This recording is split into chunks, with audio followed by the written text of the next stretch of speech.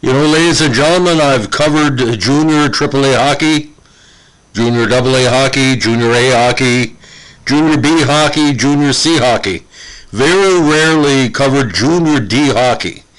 Now, this player played junior D hockey in Ontario in the late 1970s, and eventually, less than a decade later, was playing for one of the best lines in Toronto Maple Leafs history, and continues to be a role model and an inspiration for a lot of players that have never given up on their NHL dreams. Now, for a lot of people, he gets arguments going.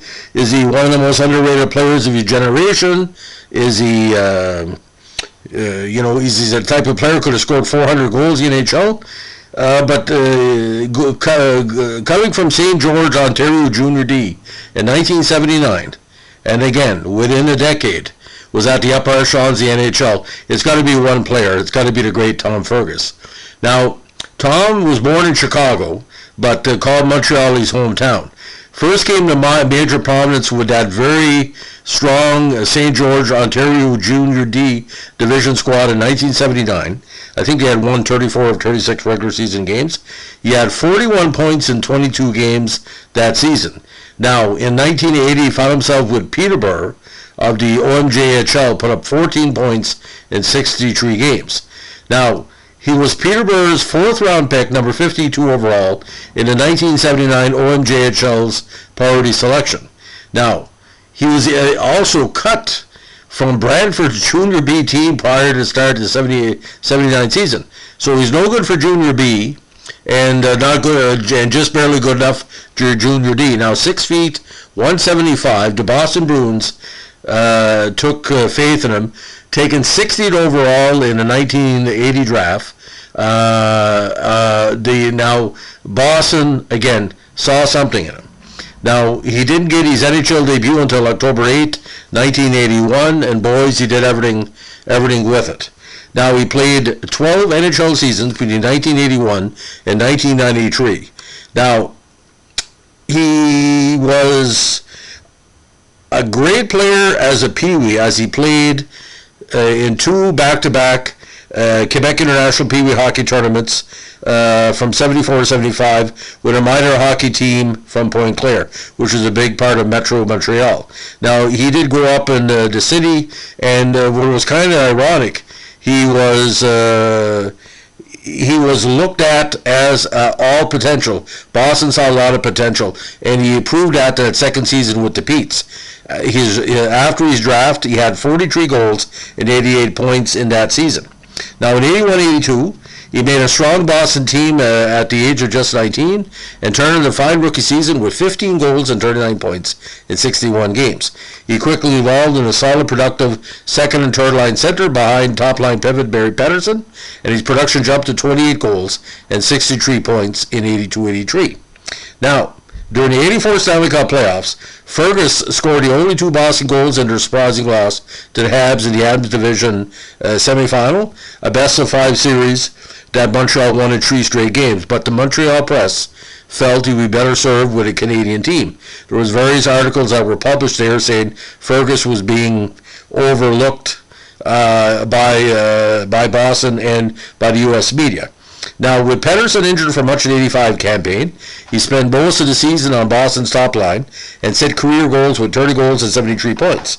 He also made his international debut with the United States national team at the 85 Worlds in Prague after the Bruins were knocked out in the first round of the playoffs. However, with Pettersson's return the following year, along with Ken Lisbon, Boston was left with 3 scoring line centers, and Fergus was dealt to the Toronto Maple Leafs for all people Bill Dorlego. Dorlego was picked up in the Williams trade, not say as a fill-in with Vive, but I think if you look at it, if somebody's going to give me Tom Fergus and Rick Vive for Tiger Williams, I'm going to take that any day of the week. Now, Fergus immediately became Toronto's top center and set a career high with 31 goals and 86, as well as matching his career high of 73 points. However, his 87 season was ruined by a viral infection, which caused him to miss significant action, although he still produced well when healthy with 49 points in 57 games. Now, The only problem with Fergus was his defensive side, and here's why. He returned to form in '89 after the infection with 45 assists and 67 points, although he drew heavy criticism in the media for his defensive play, as he had a league worst minus 38. Now, midway through the 1990 season, Fergus suffered a serious groin injury that caused him to miss 2 months of action. Although he returned for the playoffs, the injury lingered and forced him to have surgery early in '91. He missed almost the entire season, recording 9 points in just 14 games. Now, after an unexpected poor start to the '92 season, Fergus was placed on waivers and claimed by the Canucks.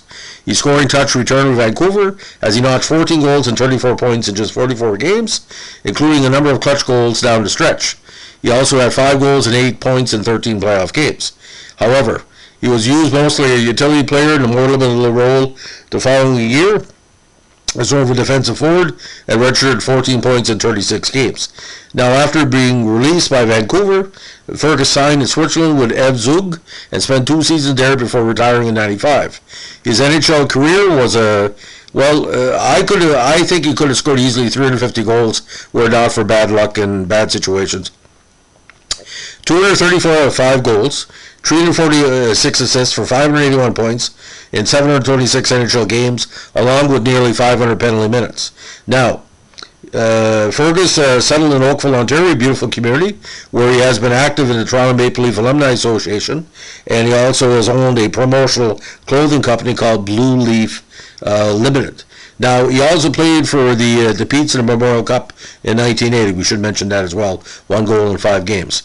Now, with the Bruins, again, the last season was the best, 73 points in 85. Now, he also played 1 game with Newmarket. I know that. He was sent down for, I think, a conditioning assignment there.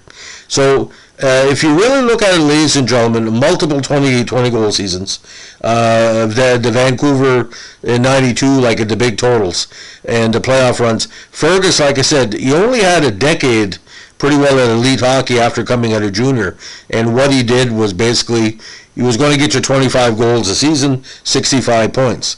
Now, internationally, again, 85 for the States, 4 goals and 2 assists for 6 points. Now, records and honors. Now, Boston playoffs points leader. He had, again, those 2 goals in 84. Again, that's stuck out like a sore thumb. That's where the media was getting on Boston's back, saying, you know, maybe should trade him and get something for him before the team totally collapsed. Now, ironically, he had assists on his first shift, his first NHL game, which was against Quebec, Boston's longtime rivals. Now, the injuries really hit him hard in '82 with sprained ligaments in the left knee, an injury he suffered during a game against Boston on February 24th. Now, he scored a goal in his first NHL playoff game, which was the second series contest versus Quebec. Now, he also lost the 83 playoffs with a broken finger against a game against the Islanders in '83. Now, '84, he had sprained ligaments in his left knee. Now, again, when I talked about the great line, the great Miroslav Fricher and Steve Thomas and him made a dynamite line for the Leafs, probably one of the most feared for the Leafs in history, because it was not, say, 3 grinders, but 3 semi-superstars could put together, 30, 40 goal seasons, either playing together or playing with other skaters or on a power play or shorthand. Now, again, the viral infection in '87, lost 87 in playoffs because of fatigue, and he also had another pulled groin during a game versus Boston in '87, and the March '88 loss of games because of bruised ribs. Again, 1990 pulled groin and stomach muscles, and did not return to action for a number of weeks, out from February to March. Now, he missed, again, the first 60 games in the '91 season with continued complications from the groin injury suffered on February 6, 1990. Now, the injury required massive surgery November 1990. Now, again, missed the remainder of the '91 season because of a chest contusion during Toronto's March 2091 game at LA. Now, the World Championships, '85, tremendous result, 4th place, one of the best USA World squads ever. Now, He eventually turned to coaching. He was named Oakville over the OPHL's head coach for 96. Stayed there for a year. Now, he worked in the sporting goods business with his older brother during off seasons in his playing days, thus the Blue Leaf brand. Now, he also ran a hockey school in Boston during off seasons. And talking about Blue Leaf, the company supplies promotional items and clothing to corporation sports teams. And he started the company with his wife Judy in '94. Now, he also played in the infamous Heroes of Hockey game at the NHL All-Star Weekend in 2000, where he got a lot of media coverage. Returned to the Fergus, a lot of people were saying. Now, his younger brother is also a minor leaguer, Dan Fergus, very good player. And actually, the family talent is not just hockey. He was the son of former manufacturing industry executive Patrick Fergus. If a lot of people followed Patrick's career, he was very well known for his ability to promote in that category. So the mental toughness that Fergus had obviously comes from his father.